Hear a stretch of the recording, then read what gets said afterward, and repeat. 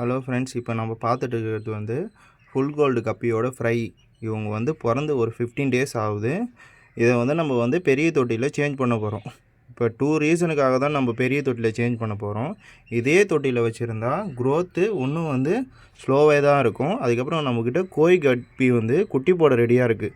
அது குட்டி போட்டால் ரீப்ளேஸ்மெண்ட்டுக்கு தொட்டி வேணும். அந்த ஒரு ரீசனால தான் இதை நம்ம சேஞ்ச் பண்ண போகிறோம். ஃபுல் கோல்டோட பேரண்ட்டை காமிக்கிறேன் பாருங்கள். இப்போ நீங்கள் பார்த்துட்டு தான் ஃபுல் கோல்டோட பேரண்ட்டு. நான் பிடிச்சி காமிக்கிறேன் பாருங்கள். ஃபுல் கோல்டோட பேரண்ட்டை பாருங்கள் எவ்வளோ குவாலிட்டியாக இருக்குன்னு. நம்மக்கிட்ட கோல்டில் மேலில் மட்டும்தான் வந்து கலரேஷன் இருக்கும். எல்லாம் சொல்லுவாங்க ஃபுல் கோல்டில் ஃபீமேல்லையும் ஃபுல்லாகவே கவர் ஆகிருக்கும்.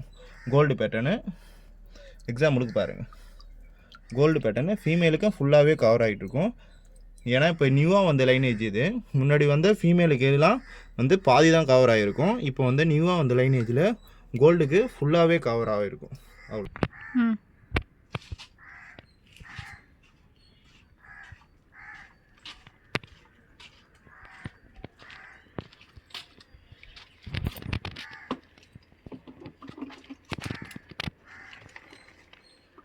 இதில் தான் நம்ம ஃபுல் கோல்டு குட்டி வைக்க போகிறோம். ஆல்ரெடி நம்மக்கிட்ட ஃபஸ்ட்டு பேட்ச் குட்டி நம்மக்கிட்ட இருக்கும்.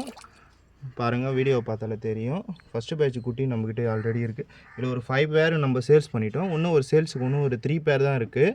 தேவைப்படுறவங்க சீக்கிரமாக கால் பண்ணி இந்த 3 பேரும் புக் பண்ணிக்கோங்க.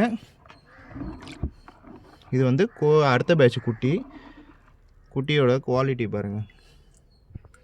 அடுத்த பேட்ச் குட்டி இது கூடயே விட்றோம். இன்னும் நம்மளுக்கு இது வந்து ஒரு 2.5 மந்த்தில் வந்து நம்மளுக்கு வந்து இது சைஸ் வந்துடும். நம்மக்கிட்ட இது சேல்ஸுக்கு வந்துடும். இப்போதைக்கு நம்மக்கிட்ட ஒரு 3 பேர் தான், ஜஸ்ட்டு 3 பேர் ஒன்லி தான் நம்மக்கிட்ட இப்போ சேல்ஸுக்கு அவைலபிள் இருக்குது.